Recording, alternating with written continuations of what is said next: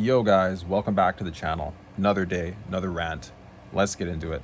So today what we're going to talk about is Trump's a little bit of humor where he said that Canada should consider becoming a 51st state of America. So essentially a Canada-America merger. But I guess it would be more so Canada merging into America rather than the other way around, of course, right?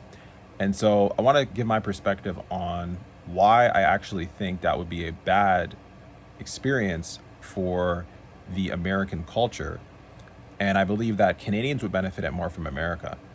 Now, here's the thing about it, right? If you look into Canada's culture and life in Canada right now in general, we're having a pretty big issue with mass immigration. We're having a big issue with people coming to Canada and being disingenuous about their intentions as to why they're in Canada and finding sneaky ways through refugee status to stay within the country.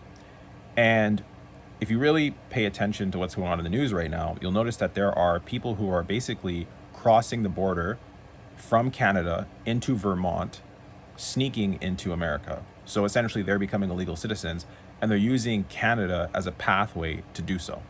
Now, why am I saying that it would be a drag on America's culture if Canada became a 51st state of America? Well, there's so many reasons, and I want to make this somewhat concise, so I'm going to kind of go into I'll go into the major reasons, I would say. Well, the first reason I would say is a lot of people who are coming to Canada now are starting to realize there's not much economic opportunity. So since they're illegally crossing the border, if we were to merge Canada into America, many of these same people who are coming over to Canada at an extraordinarily rapid rate without the appropriate checks and balances, without the appropriate laws that need to be more stringent so that we can filter the candidates who are coming into the country to ensure that there aren't criminals coming into the country, to ensure there aren't people with SA charges coming into the country. I'm not going to say, obviously it's YouTube, I have to be careful with what I say, but SA charges. And so what the problem is because our borders are lax and America's borders are better, if Canada becomes a 51st state, your border will suffer. America's border is going to suffer because we're not doing the checks and balances. So we're essentially going to bring problems into America, provided that Canada becomes the 51st state, right? And this is something that people haven't really discussed, because part of the reason why America isn't going through as severe economic turmoil as Canada is partially because of immigration. You know, in America, as you may know if you watch this, or if you don't know, there is a country immigration cap, meaning in America there is a certain amount of visas that each country can be issued if those citizens want to come and essentially live in the nation. Which means that let's say we have country A, B, and C. If country A is filing an excess amount of visas, they will be capped. There's a cap. You can't go beyond a certain amount. And so that means that there's always going to be a healthy distribution of countries coming into America, meaning that America is going to be genuinely culturally diverse, because no one dominant country will overtake the nation because of that visa cap. Well, we don't have that here in Canada. In Canada, we have the inverse problem where one country dominates the immigration system. And that causes many, many, many problems in terms of a lack of cultural assimilation, division, disagreements. There's so many issues that come along with that. And, you know, essentially what would happen is America would inherit all those problems. Now, what's another issue to think about? Like a second issue. Second issue is we do have a brain drain problem in Canada right now, where the top talent, whether it's master's degrees, entrepreneurs, you really name it, anybody who has essentially reached an upper echelon of their field, generally speaking, a large portion of those people will leave to America. And that's not just people, it's also businesses. We've lost billions in business leaving the country through emigration. So we have an emigration issue where billions of business dollars are leaving Canada and going to America, and they're setting up shop. And so again, what would happen if Canada became a 51st state? Again, what I'm trying to get across here is that those same people who are already leaving, who are already going through all the hurdles, going through all the challenges, going through all the tribulations to get over to America, paying for the right lawyers to get their visas, making the right connections, those Canadians who are already doing that with the border with Canada and America not being one of the same country, those people are now going to be accelerated even further because now they're in a dynamic where, guess what? It's one country. So now there's less friction.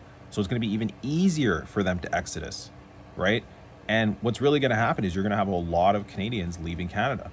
And now, another thing I've thought about too, logistically, about how this would work is, let's just say Canada and America became one, right? And this is theoretical, right? I'm not saying it's going to happen or it isn't, but let's say it were to happen. What are we going to have to deal with now, right? Well, if you look at USMC, someone can correct me if I'm wrong. Used to be called the NAFTA agreement, but we've changed it to the someone can correct me. It might be UMSC, but there's an acronym now that stands for the NAFTA agreement. And the NAFTA was the trade agreement between Canada and America. And if you look at in the NAFTA agreement, there are visas, one being the TN visa, which allows Canadians to work in America. Now, if you look through the different visas there's EB2, there's EB1, there's TN, there's many different visas that Canadians can get to work in America. Now, mind you, they are not necessarily super easy to get. They're not the hardest thing ever, but they're not super easy. And so my thought is, okay, let's just think about it theoretically. If the countries would merge, what would happen to all those visas? Now, if someone might say, well, oh, it's easy, they just all disappear. And maybe it is that easy. I'm not a government official. I do not work in the NAFTA laws. I do not work in the UMSCA laws or whatever. I don't work in the labor laws and such to be able to give a extraordinarily educated opinion on that. But my question really would be, is there's so much law around Canada's work in America. I'm having a really hard time believing that the two countries would merge, and then the next thing you know, Canada's can now just freely work in America. I think logistically that would be really hard. I mean, as you guys know, in America, you guys have the IRS, right? You guys have the IRS in America. Obviously, in Canada, we don't have that. And as you also know, if you're part of the IRS, if you live in other countries, unless you renounce your citizenship, you're always taxed by the IRS in some way. The IRS is always keeping track of your taxes in some way, even if you get residency in other countries. Whereas in Canada, it doesn't really work like that. There are ways you can basically be a Canadian citizen and live somewhere else and not have to worry about taxes in the same way that the IRS makes it monitors your earnings and taxes you. And so again, let's talk about another topic, right? How would the IRS manage the taxation of all Canadians? Now, again, there might be someone who knows these laws better than me, and someone might say, oh, this would be super easy for the IRS to just import all Canadian citizens into their database. Maybe it is easy. I don't personally know, but my opinion is, I don't think that would be an easy feat. I think that would be an extraordinarily challenging feat. I'm even thinking about it from the perspective of, let's say that this came true. And let's say you had to initiate something on your behalf, meaning if you're Canadian, you have to do something or the other in order for America to classify you as eligible to work, right? Because again, when the merger happens, there still needs to be some way to keep track of who's earning what, how we're going to tax them, that sort of thing, right?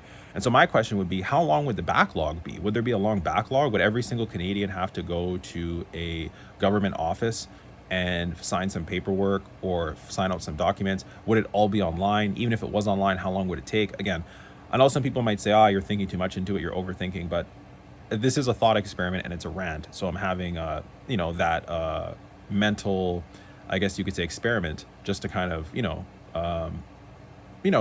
just to kind of maybe map this out a little more and to see if it's even feasible or if it's going to happen.